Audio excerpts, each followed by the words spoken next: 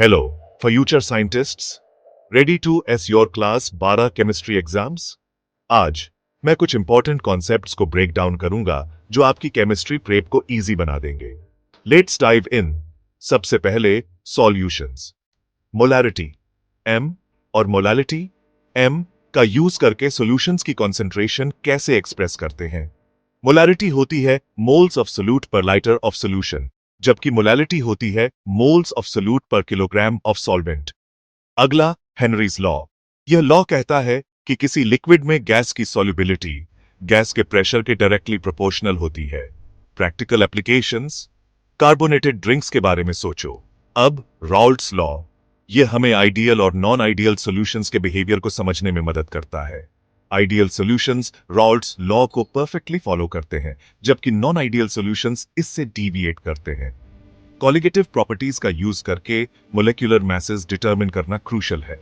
Boiling point elevation और freezing point depression जैसी colligative properties का यूज मोलेक्युलर मैसेज कैलकुलेट करने के लिए किया जाता है। इस पर न्यूमेरिकल प्रॉब्लम्स सॉल्व करने के लिए तैयार रहो। एबनॉर्मल मोलेक्युलर मास के बारे में सुना है? जब सॉल्यूशंस में सोल्यूट्स एसोसिएट या डिसोसिएट होते हैं तो इससे एबनॉर्मल मोलेक्युलर मैसेज आते हैं। यहीं पर वैन हॉफ फैक्टर आई काम आता है। यह ऑब्जर्व्ड कॉलिगेटिव प्रॉपर्टी को करेक्ट करता है। एजियोट्रॉपिक सॉल्यूशंस हाइपरटोनिक, हाइपरटोनिक और आइसोटोनिक सॉल्यूशंस भी की है। एजियोट्रोप्स कांस्टेंट टेम्परेचर पर बॉयल होते हैं।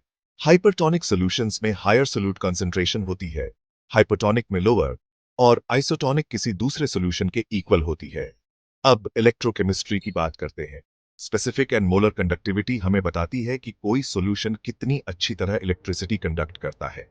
याद रखना, कंडक्टिविटी डिल्यूशन के साथ डिक्रीज होती है। कोलराउश लॉ इन्फिनिट डिल्यूशन पर आयॉन्स की लिमिटिंग मोलर कंडक्टिविटी के बारे में है। इलेक्ट्रोलाइसिस और लॉज ऑफ इलेक्ट्रोलाइसिस भी फंडामेंटल है, खासकर न्यूमेरिकल्स के लिए।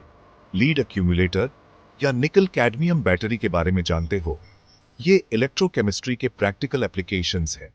नर्न्स्ट इक्वेशन हमें इलेक्ट्रोकेमिकल सेल का ईएमएफ कैलकुलेट करने में हेल्प करता है। और गिब्स एनर्जी चेंज के बारे में मत भूलना। फ्यूल सेल्स और कोरोजन भी सिग्निफिकेंट टॉपिक्स हैं। केमिकल किनेटिक्स के लिए रिएक्शंस के ऑर्डर और मोलेक्युलैरिटी को समझो। रेट लॉ और स्पेसिफिक रेट कांस्टेंट की कॉन्सेप्ट्स हैं। जीरो और फर्स्ट ऑर्डर रिएक्शंस के लिए इंटीग्रेटेड रेट इक्वेशंस और हाफ लाइफ कैलकुलेशंस अक्सर पूछे जाते हैं। कोलिजन थ्योरी, एक्टिवेशन एनर्जी और अरेनियस इक्वेशन क्रूशल है, खासकर न्यूमेरिकल्स के लिए। फैक्टर्स अफेक्टिंग रिएक्शन रेट्स में टेम्परेचर, कॉन्सेंट्रेशन और कैटलिस्ट्स शामिल है। सरफेस केमिस्ट्री में एड्सॉर्प्शन पर फोकस करो, फिजिक्स ऑप्शन और Cummins option. Factors affecting adsorption of gases on solids, enzyme catalysis और कोलॉइडल स्टेट्स इंपॉर्टेंट है। Tyndall effect, Brownian movement, electrophoresis और कोएगुलेशन को समझो। ब्रेडिक्स आर्क मेथड, हार्डी-शुल्से रूल, जेटा पोटेंशियल और गोल्ड नंबर जैसे प्यूरिफिकेशन मेथड्स की है। आखिर में general principles and processes of isolation of elements, froth flotation, leaching, thermodynamic principles, various refining methods और क्रोमेटोग्राफी सभी वाइटल है।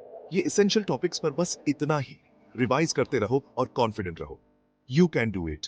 ऐसी ही टिप्स के लिए लाइक, शेयर और सब्सक्राइब करना मत भूलना। अगले वीडियो में मिलते हैं। Happy study.